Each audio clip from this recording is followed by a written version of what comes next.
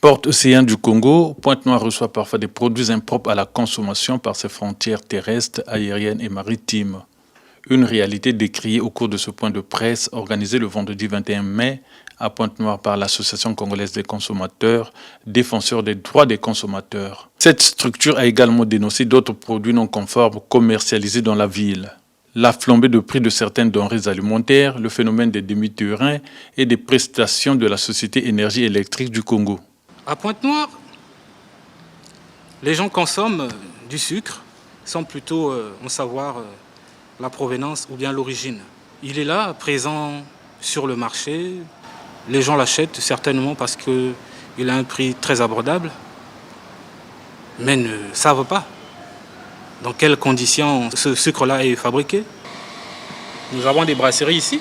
S'il n'y a pas concurrence, généralement il n'y a pas performance. Mais quel genre de concurrence? La concurrence, elle doit être loyale.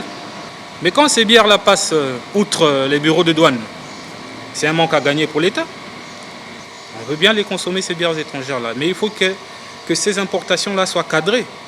Toujours pour se rassurer de la qualité de certains produits commercialisés dans la ville océane, les protecteurs des consommateurs ont visité certaines structures. Partout, les réalités n'ont pas été les mêmes.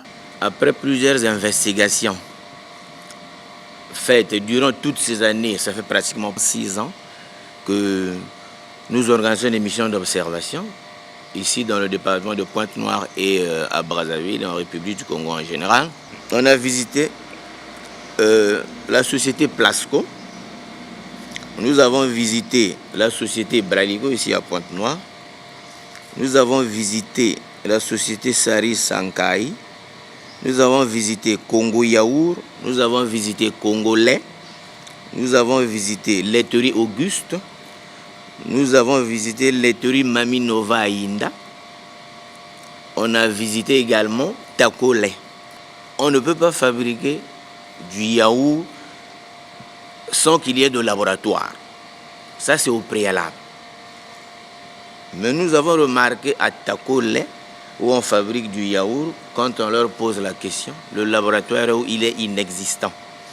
Les services d'hygiène passent. Sur leur cahier, ils écrivent RAS, rien à signaler, aucune indication. À Pointe-Noire, c'est là où il y a le dépotoir. C'est là où du n'importe quoi rentre au port parce que les services de douane ne sont pas trop compétitifs. D'abord, les services d'hygiène n'existent presque pas. S'agissant du phénomène des demi-terrains observé dans la ville océane, l'Association congolaise des consommateurs a appelé les décideurs à prendre leurs responsabilités pour protéger les usagers. Le phénomène de demi-terrain qu'on appelle généralement morcellement des itinéraires, bon, c'est fréquent, Brazzaville et Pointe-Noire, et puis avec la Covid-19, puisqu'il faut qu'il y ait la distanciation sociale, tout ça là. Mais le grand problème ici, il faudrait que le port de la bavette soit obligatoire. Mais ça émane des présidents des conseils départementaux de Brazzaville et Pointe-Noire. Par exemple, ici, la police ne peut pas aujourd'hui arrêter les transporteurs sans que le conseil municipal et départemental de la ville de Pointe-Noire prenne un texte. Donc, le conseil municipal, c'est lui qui doit se retrouver pour délibérer et dire, bon, voilà ce que les transporteurs doivent suivre. Bon, ça, c'est un problème d'administration, mais il y a encore une léthargie. Je crois qu'ils vont se réveiller. Et nous, si on ne se plaît pas, le gouvernement aussi peut dormir un moment. Mais quand on se plaint, le gouvernement se réveille et il demande à la force publique de faire la répression. Un autre sujet qui défraie la chronique, les prestations de la Société Énergie électrique du Congo. Les coupures intempestives d'électricité causent préjudice aux abonnés. Il y a des gens qui tiennent des commerces, ne peuvent plus exercer de façon efficiente. Les unités de production comme telles, les grandes compagnies, vous savez combien ça représente, acheter du carburant tout le temps? Donc c'est un problème qui met à mal tout le monde. Au nouveau ministre en charge de l'eau et de l'électricité, de voir ce problème dans le bref délai et nous trouver des solutions.